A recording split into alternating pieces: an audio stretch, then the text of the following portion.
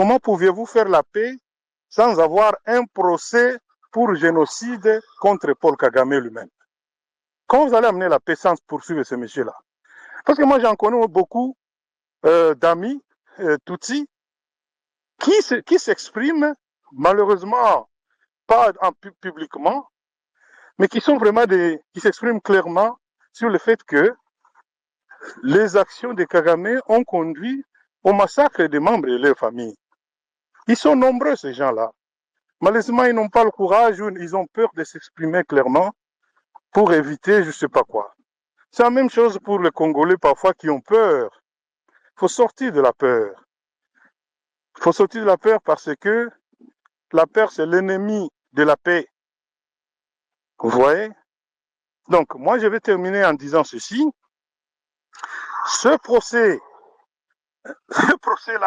c'est quelque chose de très ridicule. Parce que nous pouvons ne pas nous accorder sur ce qui s'est passé en réalité au Rwanda, mais de là à intenter un procès contre quelqu'un qui a fait une recherche rigoureuse et qui l'a démontré, dont il a démontré les résultats et en a tiré les conclusions. Bon, moi, je trouve que c'est malheureux. Et moi, je peux parier ici que malgré qu'il y ait de l'influence politique dans ce processus, je ne vois pas un tribunal sérieux condamner Charles Onana pour des faits de négation du génocide. Je ne vois pas. Un tribunal sérieux ne peut pas conclure à une négation du génocide. Juste parce qu'on veut que ce soit le génocide de Tutsi. Bon, le génocide en gros, egutaka malamu to eza na guya ndenge nini ke ezaka ya bino moko. Baninga pe bakufa te. Très bien. Moi j'ai vu témoin, moi qui vous parle ici, témoin dans la territoire de Bushumba au Kivu. Je me suis bisqué dans la bananerie. Nous sommes le 4 novembre et je vois des colonnes. D'abord, je vois dans une école qu'on appelait, je ne sais pas si cette école-là existe toujours. J'ai regardé dans l'école le rapport mapping. Cette école-là ne figure même pas parmi les endroits où les massacres se sont perpétrés. Mais moi, je suis témoin oculaire de cela. Il y avait énormément de réfugiés Hutus qui avaient fui le camp des réfugiés de Nyakavogo et qui se sont cachés dans cette école-là. Bon, je vois une colonne des militaires Tutsis avec des armes d'assaut et chacun une lance-roquette et des grenades. Et je vis comment ils ont canardé cette école-là. L'école est partie en poussière et en feu et fumée. Moi, je l'ai vu avec mes yeux. Vous voyez? Alors, il faut, et moi je termine par là, mes chers amis, il faut chercher la paix. Le mensonge n'amène pas la paix. La manipulation n'amène pas la paix. La haine de l'autre n'amène pas la paix. Merci Très beaucoup. bien. Je vous en prie. J'en profite pour vous annoncer que nous allons libérer M. Ondimba. Il a des préoccupations. Monsieur Trimé, je t'aimerais pas. Merci en tout cas, merci Monsieur LDK. Je disais, nous allons libérer Monsieur Ondimba parce que voilà, je lui ai demandé quelques temps de ses activités. Il va nous laisser. Je ne sais pas s'il a un dernier mot avant de partir et je vais accorder la parole à tout le monde. Allez-y, Monsieur Ondimba. Merci beaucoup, mon cher ami, et merci à tous les participants du Space. Mon dernier mot, c'est juste dire que nous avons besoin de la paix dans la région du Grand-Lac. Comme venait de conclure mon aîné, je pense que la vérité peut entraîner la paix et la paix durable dans la région du Grand-Lac. On n'est pas là pour s'accuser, on n'est pas là pour chercher et créer encore d'autres problèmes, mais je demande à la communauté humaine de soutenir Charles Onana parce que nous pensons que Charles Onana ne fait que son travail de journaliste et parmi son travail, il y a une vérité qui est cachée à la communauté humaine. Voilà pourquoi nous demandons à tous les humains, tous les amis de la vérité, de venir soutenir demain, à partir de 9h30, au tribunal judiciaire de Paris, Charles Onana, qui est malheureusement traîné en justice pour son travail et pour la vérité qu'il est en train de dire au monde entier. Je vous remercie infiniment. Merci en tout cas, M. Ndimba. Et j'annonce officiellement, je serai là demain matin. J'ai demandé une dérogation justement pour symboliquement apporter mon soutien et participer aussi à ces procès. Donc demain, je serai devant le palais de justice. Bon, Monsieur Bill qui était là depuis très longtemps, Monsieur Bill Mokelwa, qui sera suivi de Monsieur Activiste et ensuite Monsieur Ngabo. J'accepte les demandes, ne me tenez pas rigueur, il y a que 10 personnes qui peuvent monter et ainsi de suite. Allez-y, bonsoir Monsieur Bill, qu'est-ce que vous pensez du procès de Charles Onana? Oui, bonsoir messieurs, et merci de m'avoir accordé la parole. Je ne sais pas si vous me permettez, avant de vous poser la question, avant de vous faire la demande que je m'apprêtais à vous faire, je suis tout à fait d'accord avec votre méthode, c'est-à-dire les débats doivent se dérouler dans les respects des uns et des autres, parce que la haine appelle toujours la haine. Et qu'on soit d'accord ou pas avec M. Onana, pour le moment, il bénéficie de la présomption d'innocence. Et moi, en tant que juriste, je crois profondément aux valeurs de la présomption d'innocence. Donc, il est présumé innocent jusqu'à ce que sa culpabilité soit établie devant les tribunaux. Et c'est ce que les avocats les avocats, en tout cas de la partie civile, sont en train d'essayer de faire. Voilà. Maintenant, pour intervenir au sujet du procès, proprement dit, si vous le permettez, monsieur, être humain, parce que tout à l'heure, quand j'étais en ligne, vous avez dit il faut aller directement au procès, mais moi, je pense qu'il faut toucher un mot sur les génocides. Les génocides, en fait, il est poursuivi pour la négation du génocide. Contrairement à ce que vous avez dit, parce que quand j'étais là tout à l'heure, vous avez dit, et je vous cite parce que j'avais pris note, vous avez dit être accusé pour ce qu'il a écrit. C'est vrai, il est accusé pour ce qu'il a écrit, mais pas tout ce qu'il a écrit. En fait, M. Onana n'est pas poursuivi pour avoir écrit des livres. Le 90% de ses livres ou de ses écrits, ou je dirais même 98%, de ses écrits ne sont pas remis en cause par la justice ou par ses accusateurs devant la justice. C'est seulement quelques extraits qui sont bien identifiés et auxquels tout le monde peut avoir accès, qui sont mis en cause. Donc, pour démontrer pourquoi ces extraits-là sont mis en cause et pourquoi ils sont constitutifs de la négation du génocide, je ne vois pas comment je peux le faire si je ne commence pas d'abord par c'est quoi vraiment un génocide. Maintenant, je ne sais pas si vous permettez que je commence par là. Eh bien, très rapidement, parce que c'est pas vraiment le sujet, nous ne sommes pas là pour faire le procès et encore établir la condamnation ou l'acquittement de M. Charles Onana. Nous sommes là pour avoir les avis du peuple de ce qu'il pense de ce procès. Mais très rapidement, si ça vous enchante, bien sûr, allez-y. Voilà, très rapidement, d'abord, je vais commencer par...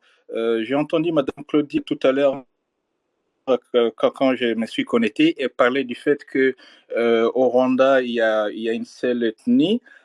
Et donc, du coup, ça a été difficile de dire comment est-ce que dans un pays où il y a une seule ethnie, on peut dire qu'il y a eu un génocide contre les Tutsis, parce que ce soit les Tutsis, les Hutus et les Tois, et tous, c'est une seule ethnie. C'est vrai, il est vrai qu'objectivement parlant et scientifiquement parlant, les Rwandais sont un seul peuple, c'est-à-dire, quand je dis un seul peuple, ça veut dire une seule ethnie.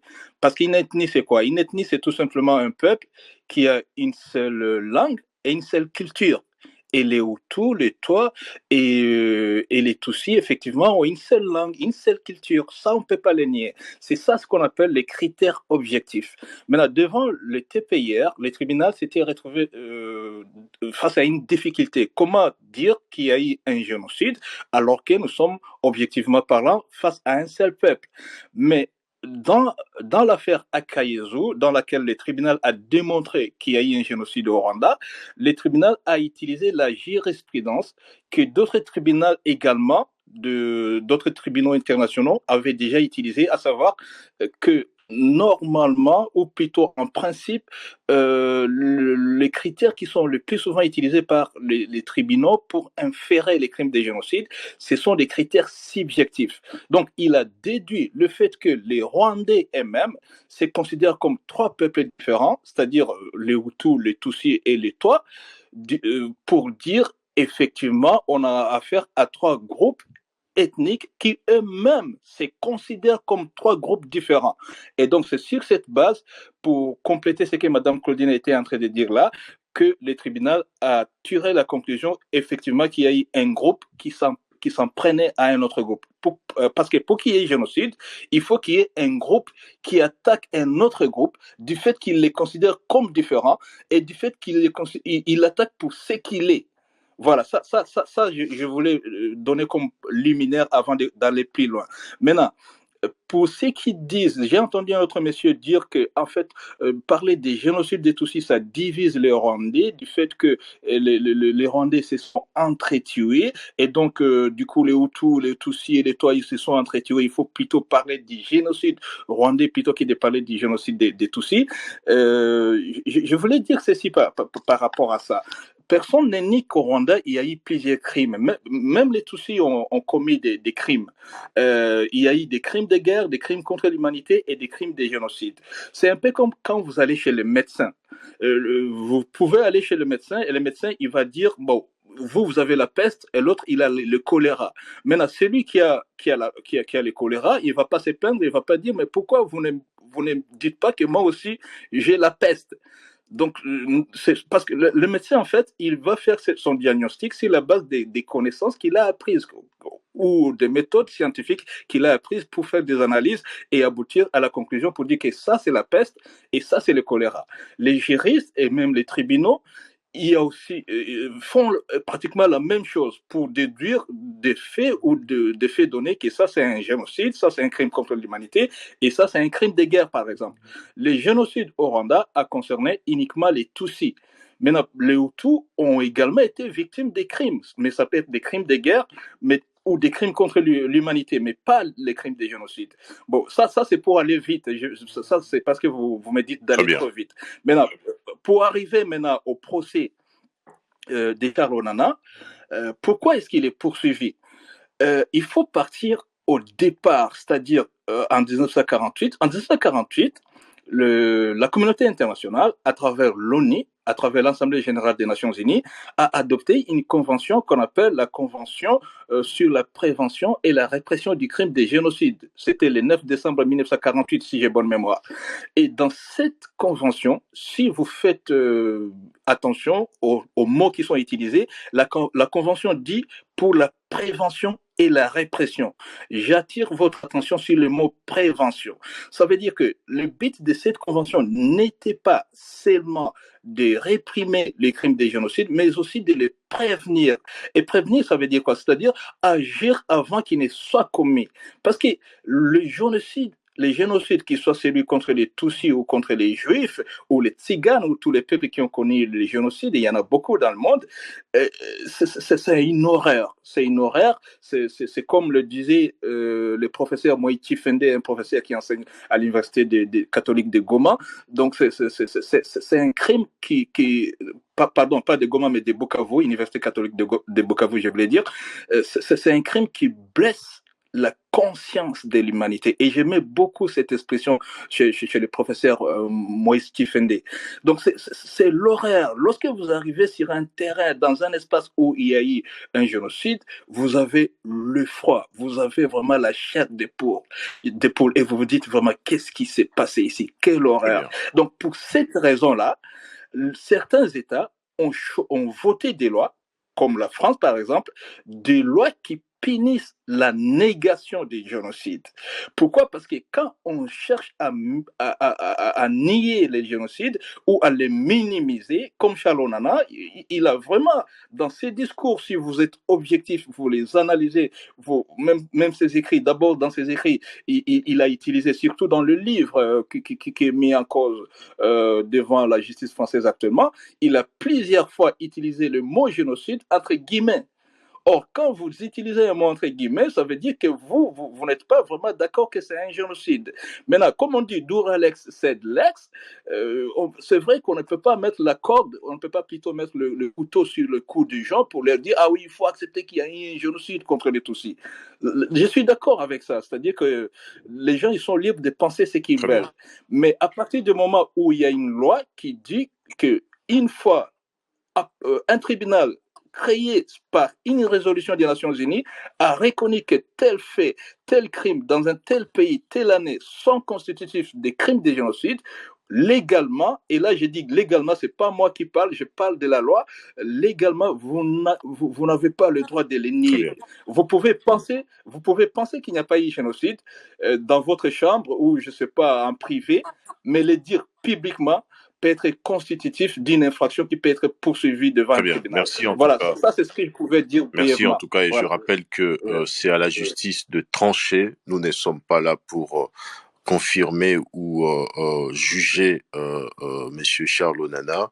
Nous sommes là pour réfléchir et avoir une idée sur les angles morts de ces procès et nous permettre de comprendre tout simplement. C'est en tout cas la démarche que j'ai émise et je vous remercie d'être aussi nombreux pour les personnes qui demandent. Je vous prie de patienter tour à tour. Chacun aura sa parole, son temps de parole et ça fait partie en tout cas de ma façon de procéder, la liberté d'expression concrètement.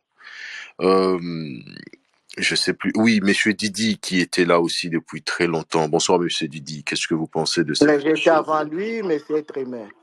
Justement, vous venez d'arriver. Je surveille quand même. Monsieur Didi était là. Il est descendu. Il est revenu. Je tenais quand même à respecter l'ordre. Je reviens vers vous, Monsieur Gabo. Soyez rassurés. Vous aurez votre temps de parole. Monsieur Didi, vous m'entendez?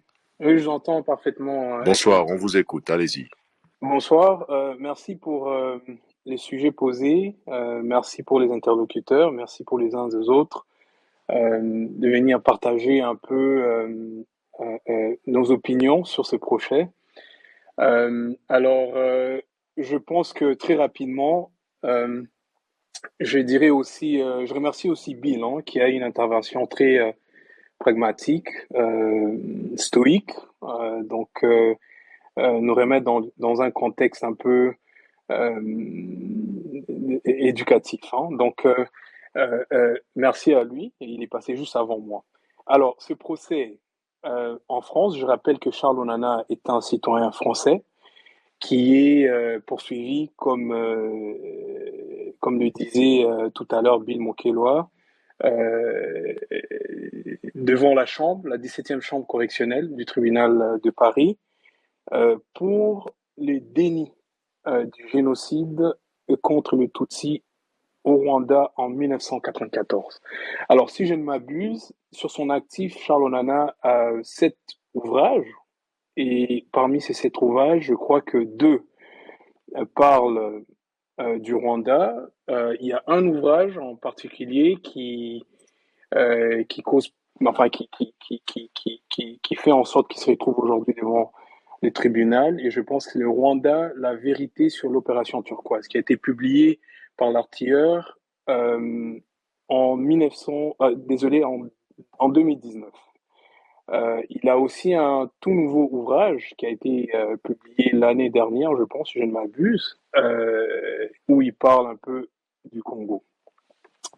Donc, ce procès, moi, je m'étonne d'abord pourquoi c'est à la justice française de trancher sur les affaires africaines. Donc, j'invite aussi nos intellectuels, la diaspora, parce que je pense qu'ici, il y a quand même une grande diaspora qui est active et qui donnent des opinions sur ces sujets. Je conçois très mal que ça soit la France euh, qui ait à faire ces travaux de justice. Alors, Monsieur, je me permets justement de vous interrompre pour apporter quand même une précision. La plainte a été déposée par les associations, certes africaines, du Rwanda en France. Et par conséquent, vous l'aviez dit vous-même, Charles Onana est franco d'abord, franco-camerounais. Il est d'abord français et ensuite camerounais. Camerounais d'abord et ensuite français. Ça dépendra de votre appréciation. Mais en tout cas, c'est très important aussi de le préciser. C'est pas la France qui est allée demander cette plainte, c'est les associations qui sont venues et comme la justice française, elle veut être en tout cas libre de ses choix, eh bien, ils ont accepté. Vraiment, c'est très important cette précision aussi. Allez-y. merci beaucoup pour la précision oui, je suis tout à fait d'accord. Mais j'ai invité la diaspora africaine à réfléchir quant à notre continent et l'état de la justice dans nos pays d'origine. Je fais partie aussi de la diaspora, cher frère, et je suis pour le travail indépendant de la justice. Alors, pour retourner un peu dans les vifs du sujet, je suis bien conscient, être humain, que la plainte pour contestation de crimes contre l'humanité a été déposée déjà depuis 2020. Donc, il faut aussi préciser, c'est important de le préciser. Et j'apprécie et j'ai vraiment hâte de savoir quel sera le dénouement ou alors la conclusion de ce procès. En tant qu'originaire de la région, je crois que à plusieurs reprises, je me suis prononcé sur certains ouvrages de Charles Onana. Je crois que, et j'espère aussi que la justice va trancher en France. Je crois qu'il y a beaucoup de légèreté. Je crois que nous avons besoin de continuer de discuter sur ces questions, de nous écouter mutuellement et d'éviter de tomber de tomber dans les états d'âme et de se laisser aller et de faire fi des réalités, de certains faits juridiques, humains aussi en fait, pas seulement juridiques, humains, parce que il est facile de se positionner.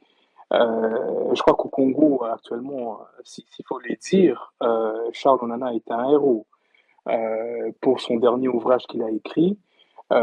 Personnellement, j'ai beaucoup de réserves quant à cet ouvrage et aussi aux intentions. Mais après, vous avez le droit de juger mes opinions, euh, mais je crois que c'est important, surtout pour nous Africains, de se regarder souvent les yeux dans les yeux et d'essayer de trouver la vérité et de ne pas toujours attendre à ce que, vous savez, les pays de l'Occident le fassent pour nous. Très bien. Et Alors, j'aimerais aussi vous entendre sur des réserves que vous portez sur, j'imagine bien vous faites référence au dernier livre Holocauste, et je vous entendrai, en tout cas je vous accorderai la parole pour vous écouter sur les réserves que vous émettez à propos de cette situation.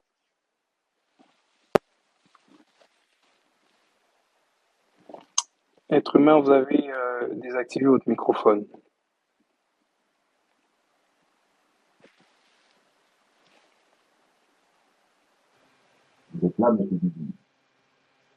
Vous m'entendez?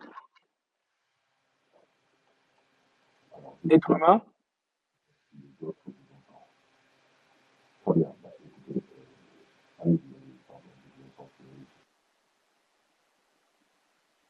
D'accord. Donc, je vais répondre à votre question dans ma conclusion. Donc, je crois qu'il me reste quelques secondes là.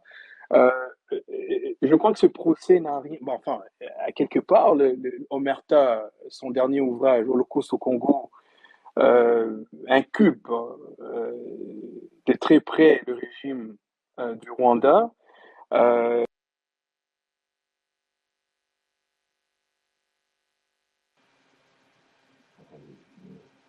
Excusez-moi, monsieur, je ne vous entendais plus. Attendez, je vais faire remonter. Je suis très curieux d'écouter votre intervention que j'apprécie. Alors, je suis pas contre. Allez-y, allez-y,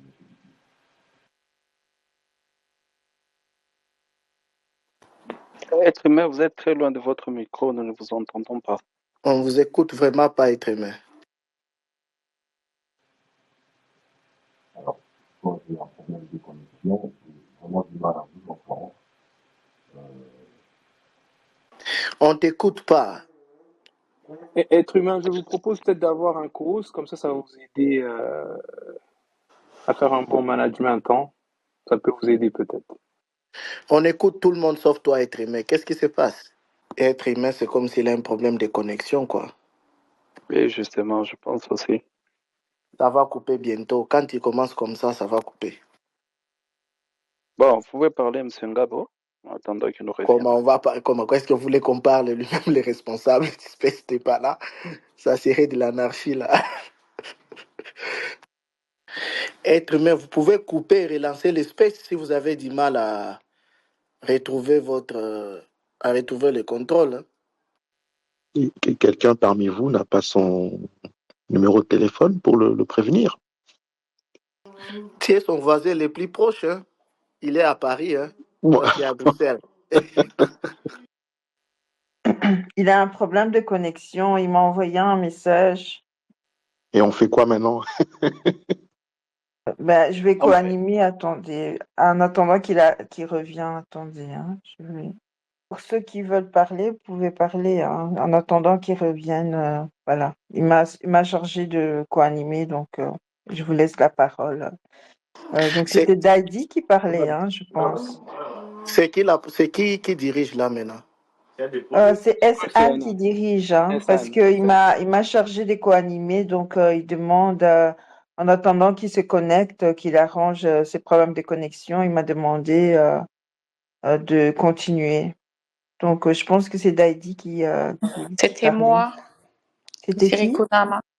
Non, ok, je crois vous pouvez que continuer alors. je n'avais pas fini avec mon Ah oui, apport. Dadi n'avait pas terminé. Après, ça sera Madame. Ça va? Non, pas Madame, c'est moi. Après Didi, c'est moi. C'est qui? C'est SCNG? C'est Ngabo. Gabo, vous êtes alors ça sera familier au nom Gabo de après. Ngabo. Voilà. Après Gabo, c'est moi. Ok, ça va. Donc, Monsieur Dadi, vous pouvez continuer. Donc voilà, merci beaucoup. Alors, je vais peut-être pas être long. Donc, j'étais en train de dire que pour que la vérité puisse éclater, je crois que ce procès est attendu et comme vous le voyez, ça va faire couler beaucoup d'encre.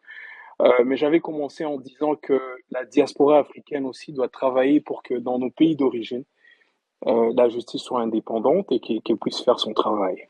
Même si Charles Onana reste quand même un citoyen français et il doit comparaître devant la justice française pour répondre à ces accusations qui ont été faites ou alors le fait qu'il conteste les génocides des Tutsis au Rwanda. Alors, je rappelle aussi qu'il n'est pas seul, donc il est avec son éditeur. Je crois que son nom m'échappe là. Je crois les éditions du Toucan, si je ne m'abuse, à vérifier. Et donc, ce procès va se poursuivre pour les jours à venir. Et personnellement, j'ai très hâte de savoir qu'est-ce qu'il en sortira. Je crois qu'on ne devrait pas on ne cherche pas la vérité en niant une autre. Donc, il y a moyen quand même de rester honnête sur certains faits. Et c'est mon avis qu'au Rwanda, il y a un génocide contre le Tutsi. Dans quelle mesure l'actuel président a été impliqué, ce n'est pas à moi de le dire.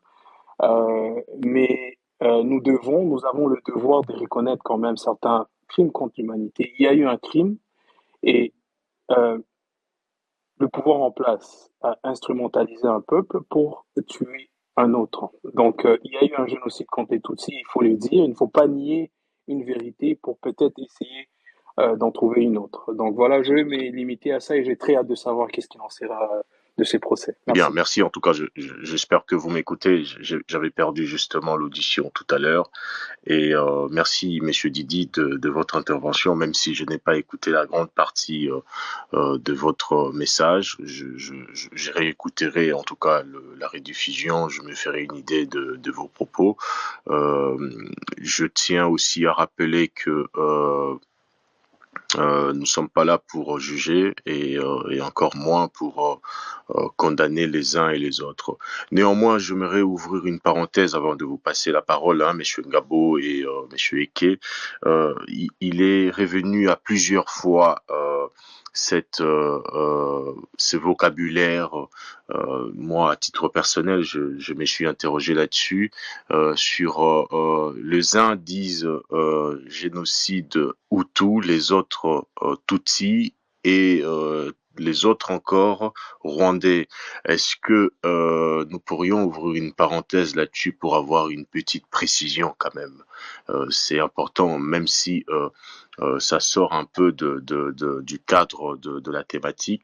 Je verrai pour ne pas porter confusion aux auditeurs, notamment anonymes qui nous écoutent et tant d'autres Africains qui découvrent ou encore qui n'ont pas eu des précisions là-dessus. On vous écoute.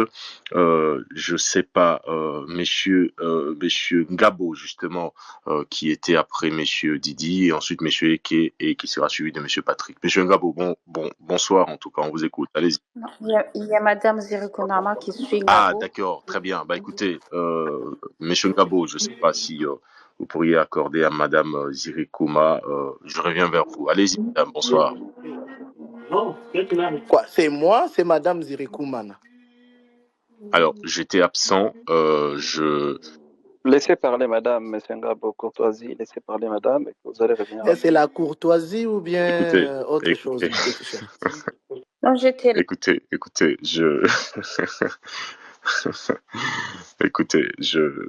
j'entends bien votre besoin de vous tous, en tout cas, de vous exprimer sur ce sujet. Monsieur Ngabo, écoutez, je ne sais comment me départager parce que j'étais absent pendant un certain moment. Je crois que je vais être honnête avec moi-même. J'ai laissé M. Ngabo après M. Didi. Allez-y, M. Ngabo. Bonsoir. On vous écoute. Madame, on arrive. Allez-y, M. Ngabo. Je voudrais être galant, donner à la dame la parole pour qu'elle ne se sente pas frustrée, qu'on ne dise pas que je ne suis pas un homme genré. Très bien. Masculinité positive, Très le bien. dis-je. Merci. En tout cas. On la laisse Merci, merci. Madame, bonsoir. On vous écoute. Bonsoir, merci beaucoup. Merci être humain. Merci aussi à Ngabo qui montre sa galanterie. Je vais aborder le sujet dans l'affaire Charles Onana. Charles Onana est poursuivi pour acte de négationnisme. Moi, je ne me prononce pas là-dessus parce que jusqu'à aujourd'hui, il y a la présomption d'innocence. Ça veut dire qu'on attend, on a confiance à la justice française.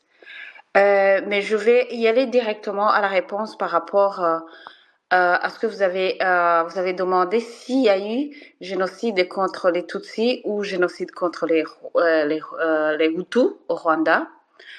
On ne peut pas parler de génocide contre les Hutus au Rwanda parce que il y a toute une documentation, il y a des témoins, ça montre que ça a été planifié. Il n'y a personne qui a été massacré juste parce qu'il est Hutu au Rwanda en 1994.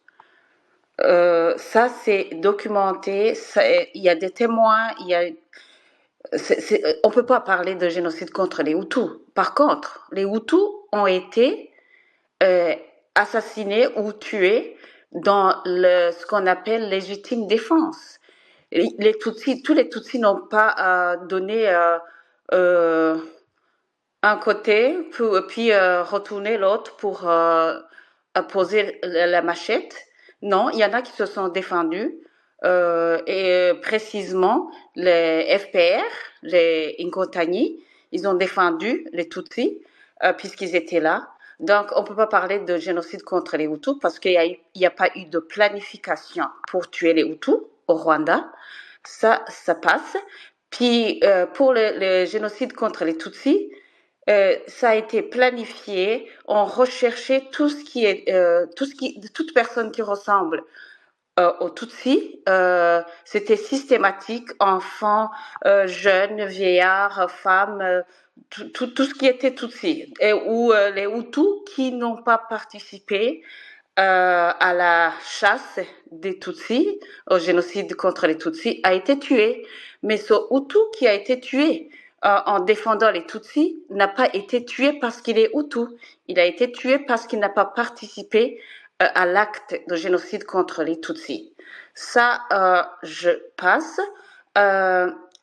Je voudrais préciser, c'est surtout pour cela que j'ai demandé la parole, je voudrais préciser à tous ces gens-là qui pensent qu'on peut parler de génocide des Rwandais que c'est quelque chose qu'on peut... La phrase n'a pas de sens. Pour parler de génocide rwandais, ça veut dire qu'il y a un peuple qui n'est pas rwandais. Par exemple, un peuple, disons les Camerounais, se sont organisés pour venir tuer les Rwandais. Là, ça peut marcher. Mais on ne peut pas parler de génocide des Rwandais. Cette phrase-là devrait être effacée partout. Ça n'a pas de sens. On peut prendre l'exemple de l'Allemagne. On n'a jamais parlé de génocide allemand. Madame, je me permets de vous interrompre parce que c'est très intéressant ce que vous dites et ça m'a vraiment merci d'apporter votre opinion là-dessus sur. Vous dites que vous faites le parallèle ça m'a échappé, c'était très intéressant. Vous dites que du génocide rwandais, c'est ça? À propos du génocide rwandais, vous dites que on pourrait parler du génocide rwandais, je vais paraphraser en tout cas votre idée, vous allez me comprendre. On pourrait parler du génocide rwandais si cela, comment dire ça, était. Si on peut dire aussi génocide allemand. Voilà. C'est-à-dire le Mali attaquerait le Rwanda. Là, à ces moments, on parlerait du génocide rwandais. Là, c'est exactement. Alors, si par exemple le Burundi se préparait puis planifie de massacrer les Rwandais, tous les Rwandais et tout ce qui ressemble au Rwandais, là on pourrait parler de génocide rwandais parce que c'est un groupe visé. C'est ce groupe-là. Mais sinon, on peut pas. Il faut qu'il y ait quelqu'un qui planifie pour tuer l'autre. Sinon, au Rwanda, on sait que il y a un groupe qui a planifié pour tuer l'autre. Donc, ce groupe-là, ça a été. Il y a des témoins. Mais le génocide rwandais, ça se dit pas. Laissez-moi justement, ce que j'allais dire, c'est pour un Allemand ou un Anglais qui apprend pour la première fois. Là, vous avez énuméré un sens de réflexion. Que j'entends très bien votre opinion. Pour un Allemand ou un Anglais qui pose la question, qui vient de découvrir, par exemple, notre espèce, il entend parler de... C'est pour ça que je voulais préciser les choses. Cet Allemand ou cet Anglais pourrait interroger son interlocuteur de la géolocalisation du pays. La réponse serait bien évidemment au Rwanda, parce que ça se passe au Rwanda. Oui, exact. Je ne vois pas ça veut dire que vous vous focalisez sur une seule lignée d'explication en niant d'autres interprétations ou d'autres faits concrètement. Je ne sais pas si je me suis fait comprendre, mais en tout cas, je vous invite à nuancer aussi vos propos pour ne pas affirmer uniquement cette thèse-là qui peut être relative en tout cas. Allez-y, madame. Oui, je m'explique. Disons qu'on parlerait de génocide disons qu'on parlerait de génocide rwandais ou double génocide, comme certains le disent. Ça veut dire que les Tutsis ont planifié de tuer les Hutus, puis ils exécutent, parce qu'il y a aussi exécuter le plan. Ça veut dire que il peut y avoir une pensée, un projet, mais il faut l'exécuter. Même le projet peut porter le nom de génocide parce que tu as planifié de le faire. Mais le génocide, si on essaie de dire qu'il y a eu un génocide rwandais, ça veut dire qu'il y a un groupe qui s'appelle des Rwandais qui ont décidé de tuer des Rwandais. Ça colle pas. Là, le mot génocide ne viendrait pas dedans. Ça serait une guerre Madame, civile. Ça serait... Madame, justement, je vous suis religieusement, en tout cas, dans votre morphologie linguistique, pardon, dans votre vocabulaire, pardon. Vous dites des choses quand même qui sont à la fois pertinentes, mais aussi qu'il faut prendre avec du recul. Lorsque vous dites que il n'y a pas eu, en tout cas, ce sont vos mots, enfin votre pensée, il n'y a pas eu un groupe qui a tué un autre groupe. N'est-ce pas ce qui s'est passé? Non, il y a un groupe qui a tué un autre groupe. Il y a un groupe de Hutus, Interahamwe, qui se sont définis Interahamwe, qui ont planifié de massacrer les Tutsis. Alors, cet acte-là peut s'appeler génocide contre les Tutsis et ça a été approuvé.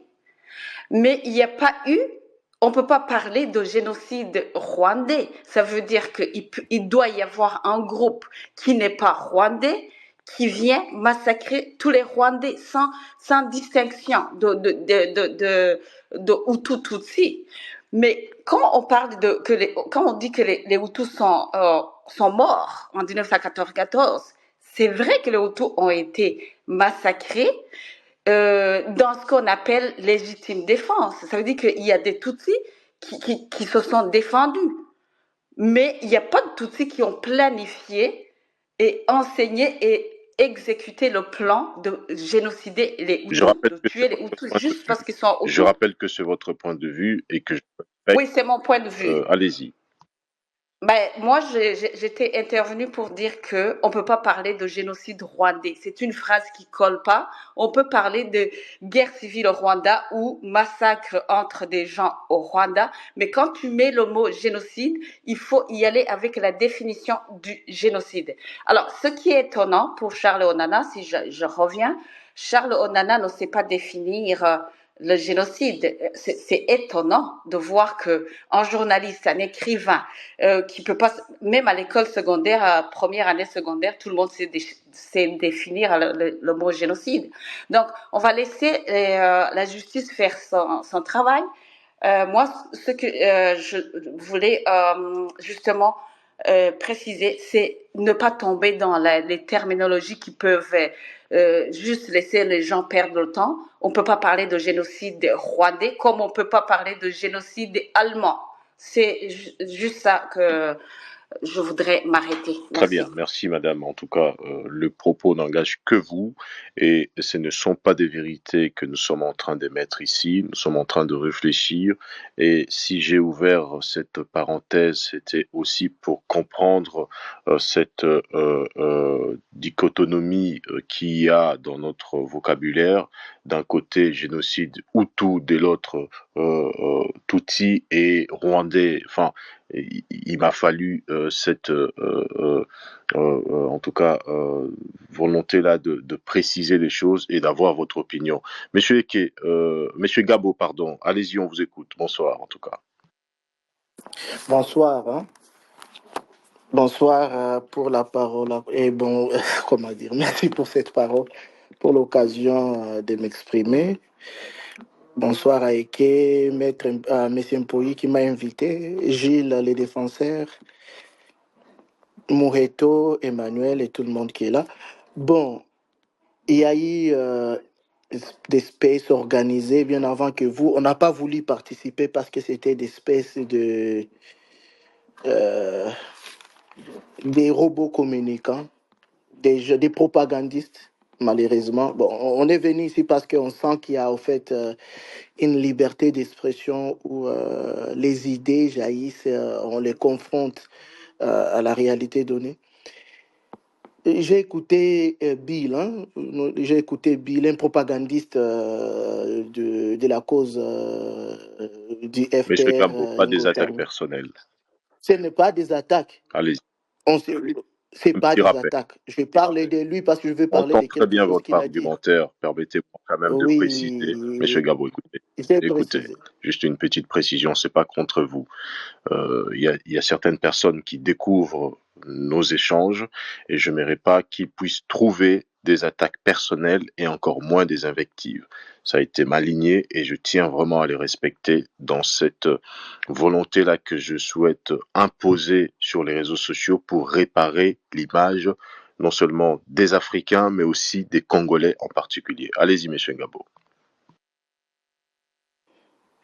Tariq Ramadan, il est connu comme un défenseur de la cause arabe et de la cause des musulmans. Ce n'est pas une insulte. Nous connaissons tous son orientation ici. Ce n'est pas aujourd'hui qu'on le connaît et qu'il est connu, ou bien c'est aujourd'hui qu'il vient de porter ce point de vue. Monsieur Gilles, euh, de toutes les façons, il nous a présenté, lorsqu'il vous a parlé de la question du génocide, comment ils ont eu du mal à qualifier d'abord ces crimes aussi odieux. Il nous a parlé dans sa rhétorique qu'il s'agirait, c'est comme une fiction juridique à la faveur des vainqueurs. C'est de la manière, moi, j'ai compris. Lorsqu'il dit il s'est posé un problème, lorsqu'on savait que scientifiquement parlant, sociologiquement parlant, c'était un même peuple et qu'il était presque impossible de déclarer qu'il y avait génocide au Rwanda. Je ne fais que paraphraser ce qu'il a dit. Paraphraser ce qu'il a dit. Et qu'ils ont trouvé, il y a quelqu'un dont le micro est ouvert, et qu'ils ils ont trouvé par une fiction, je pense, juridique, essayer de hiérarchiser ou bien euh, de, euh, de disséquer en des groupes un peu, je ne sais pas comment ils l'ont fait, mais lui, il a su avec ce mot, c'est-à-dire mettre chacun de son côté afin qu'il puisse déclarer qu'il y avait génocide. Premièrement, j'aimerais dire à nos frères du Rwanda, nous, nous avons compati et nous continuons à compatir au grand malheur qui a frappé le Rwanda. On peut beau chercher d'autres noms. C'est un génocide, nous acceptons que c'est un génocide. C'est un massacre, c'est un massacre. Si on peut même forger un autre nom pour qualifier cette chose aussi horrible qui est arrivée à nos frères rwandais, nous sommes partants, on va continuer dans cette logique-là. Mais aujourd'hui, je me sens mal à l'aise. Moi aussi, j'aimerais dire le génocide Tutsi. Ça me gêne absolument pas. Dire que c'est un génocide Tutsi. Mais je voudrais être en osmose avec la politique actuelle sociologique du Rwanda.